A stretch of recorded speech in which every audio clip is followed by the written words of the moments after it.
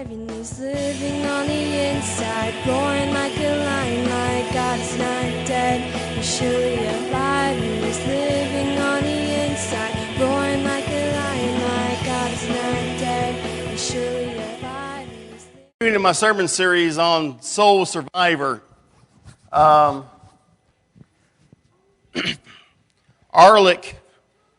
Rome was celebrating the temporary victory over Alaric the Goth in its usual manner by watching gladiators fight to the death in the arena, when suddenly there was an interruption. A crudely clad, robed figure boldly leapt down into the arena. Telmachius was one of the hermits who devoted himself to a holy life of prayer and of self-denial, and kept themselves apart from the wicked life there in Rome. Although few of the Roman citizens followed their example, most of them had great respect for these hermits. And the few who recognized Telmachius knew he had come from the wilds of Asia on a pilgrimage to visit churches and celebrate Christmas in Rome. Without hesitating for an instant, Telmachius advanced upon the two gladiators who were engaged in the life and death struggle. Laying a hand on one of them, he sternly reproved him for shedding innocent blood. And then turning toward the thousands of angry faces around him, called to them, "Do not repay God's mercy in turning away the swords of your enemies by murdering each other." Angry shouts were drawn out, had drowned out his voice, and there was no place for preaching, they said. "Get out of there, preacher. There's no place for your preaching. On with the combat." Pushing Telmachius aside, the two gladiators prepared to continue the combat. But Telmachius stepped between them and engaged in separating the two of them. Enraged by the interference of this monk, this outsider with the chosen vocation that these gladiators had, they turned to Telmachius and stabbed him to death. The crowd fell silent, shocked by the death of this holy man, but his death was not in vain. From that day on, no more gladiators ever went into combat in the Colosseum. It's so easy to follow the crowd, to not cause any problems, to just get along. But God has called us out of the world to stand out, even if we are just one lone voice. To walk through the narrow way instead of the broad way. I believe this is the crux of the message Jude writes in the following passage, starting in Jude chapter 1, verse 4. Jude chapter 1, verse 4. Go ahead and look it up because I didn't print it out for you. It was too long a passage. Jude chapter 1, verse 4. Jude writes, "For certain individuals whose condemnation was written about have secretly slipped in among you. They are ungodly people who pervert the grace of our God into a license for immorality and deny Jesus Christ, our only sovereign Lord." Now remember, he's writing to a church. Though you already know all this, I want to remind you that the Lord at one time delivered his people out of Egypt, but later destroyed those who did not believe. And the angels did not keep their positions of authority, but abandoned their proper dwelling. These he kept in darkness, bound with everlasting chains for judgment on the great day. In a similar way, Sodom and Gomorrah and the surrounding towns gave themselves up to sexual immorality and perversion. And they serve as an example of those who suffer punishment by eternal fire. In the same way, on the strength of their dreams, these ungodly people pollute their own bodies, reject authorities, and heap abuse on celestial beings. But even the archangel Michael, when he was disputing with the devil about the body of Moses, did not himself dare condemn him for slander, but said, "The Lord rebuke you." Yet these people slander whatever they do not understand, and the very thing they do understand by instinct, as irrational animals do, will destroy them.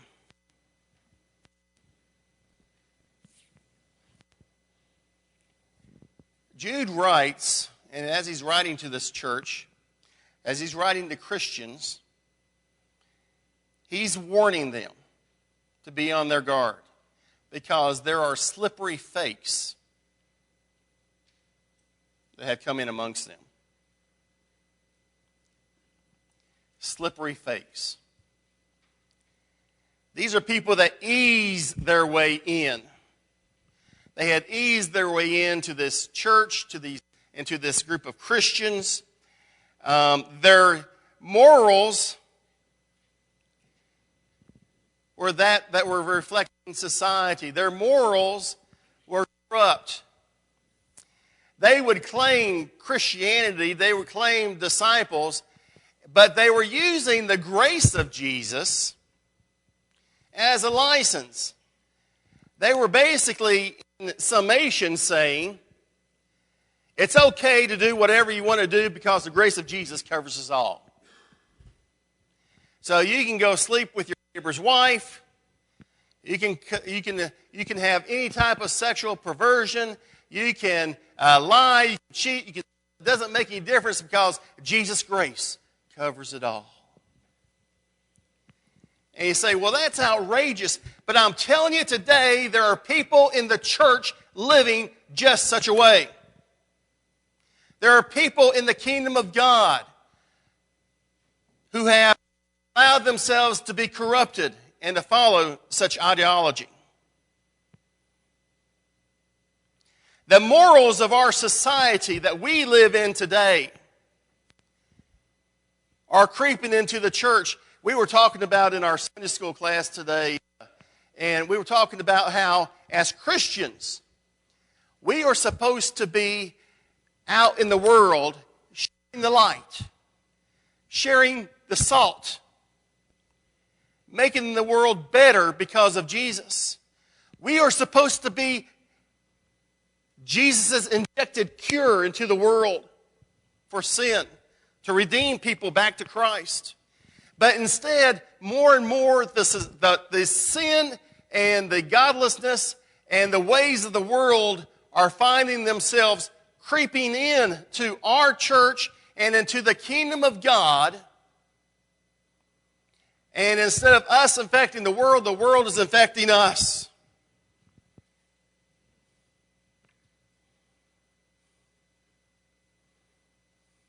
But as much,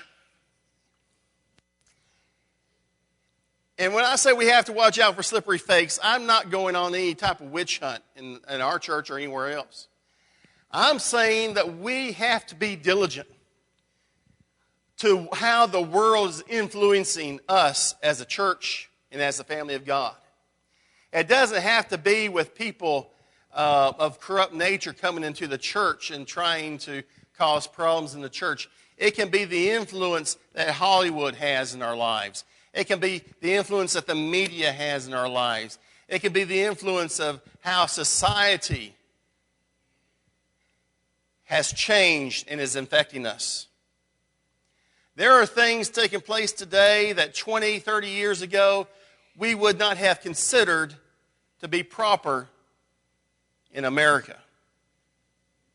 But we've accepted it in the name of love and in the name of not being discriminatory and in trying to be conciliatory toward others. We've compromised. But they cannot slip past God. And while the world and society may try to be infecting the church, telling the church that we have no business taking a stand on morality and on the truth,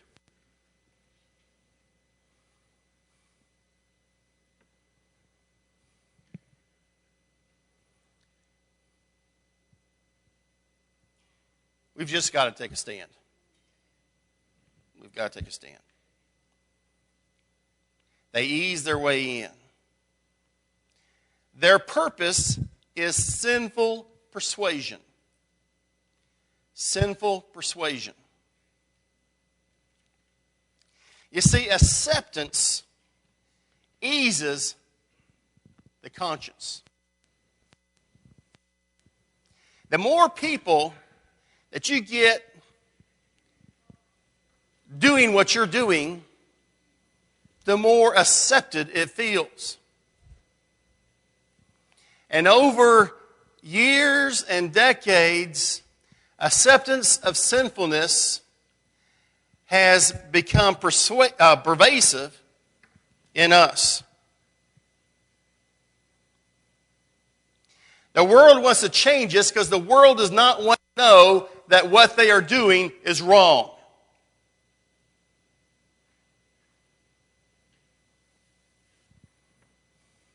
And when you stand for what is right, it is throwing the truth of God in their face and shining a light on their sinfulness. You see, their purpose is sinful persuasion. Acceptance also removes obstructions. The more we accept things, the more America accepts things, the more laws change, the more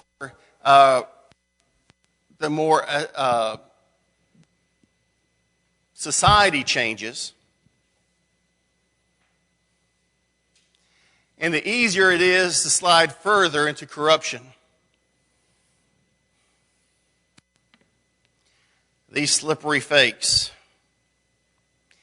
Their identity is clear. Now, I want you to know. I'm going to tell a story. When it's over with, I may no longer be married. But she said, "You're going to tell this in church, aren't you?" I said, I've got to. Sometimes the identity of some things are not as clear to us. Jared, Sophia, and I were in the kitchen at home, and Jared was standing near the fridge, as was Sophia. I was sitting on the opposite side of the kitchen table, and we were talking, and Jared suddenly exclaimed, "Roger, there's a large spider there near the fridge." What's my response? "Well, step on it." "No, I can't. Just step on it." "No, I can't." Little Sophia standing there, she walks over toward it and starts to reach down, which emits an immediate scream from my wife. "No!" Which causes Sophia to start tearing up in overflowing tears because she was just fussed at for her own safety. I immediately get up, snatch up Sophia, take her away from the situation. And so Jared's kind of upset and crying, and Sophia's upset and crying. And I turn around and I look, and I see the culprit right there next to the refrigerator.